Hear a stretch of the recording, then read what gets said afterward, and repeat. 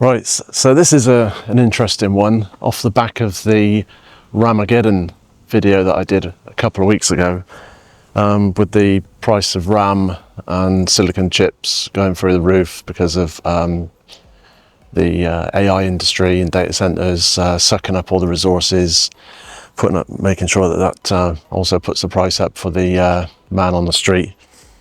So Apple have now released, I'm just looking at my notes here, Apple have released their new subscription model for computer equipment, iPhones, iPads, all of their hardware.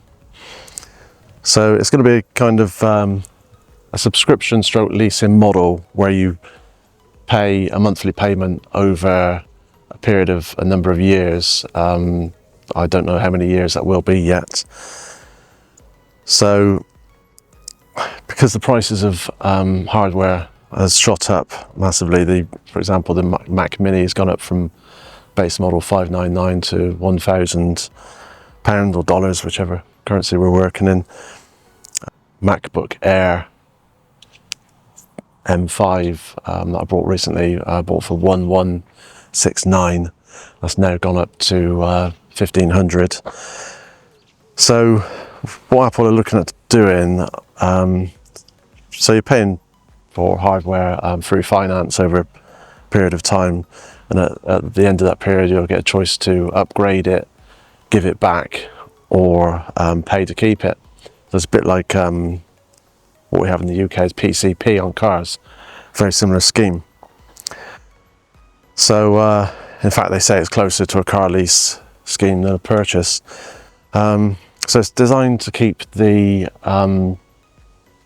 consumer in a continuous upgrade cycle. It's designed to keep the consumer with Apple as their go-to hardware supplier.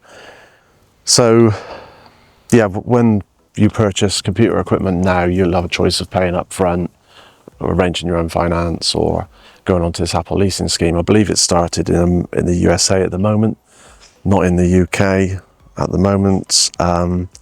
They're probably giving it a trial run.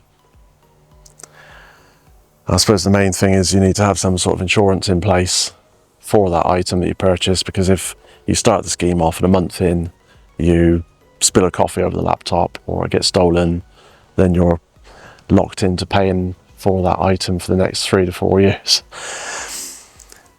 So yeah, it's following the same scheme as Netflix, Adobe and Microsoft are at the moment with software and subscriptions to TV services. So it looks like everything is kind of going in that direction. So I don't think there's anything else I can comment at the moment. I mean, we're used to it with phones at the moment. You take on a phone contract, which is about, say, 35, 40 pounds a month, and you pay that for 2 to 3 years, and you've got the phone at the end of it, you keep the phone. It's similar to that. If you get into that kind of mindset, think of it in that way, then it's okay. I don't think people are going out and spending a fortune on Apple equipment because it is such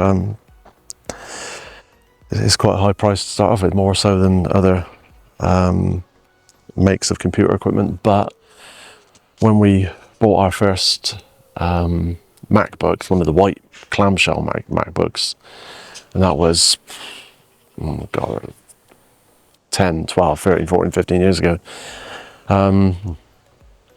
we were told at the time that for every MacBook or Apple computer you buy, you will be buying 3 in that lifetime of another make.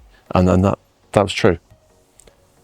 I'm still running MacBooks that are 10 years old. I've got an iMac that is from 2010. Works really fast after putting some SSD into it, replacing the original hard drive. Trebled the speed, quadrupled the speed, or more so. The only thing is the operating systems don't support, the operating systems aren't supported anymore, and certain software, up-to-date software, current software isn't supported either.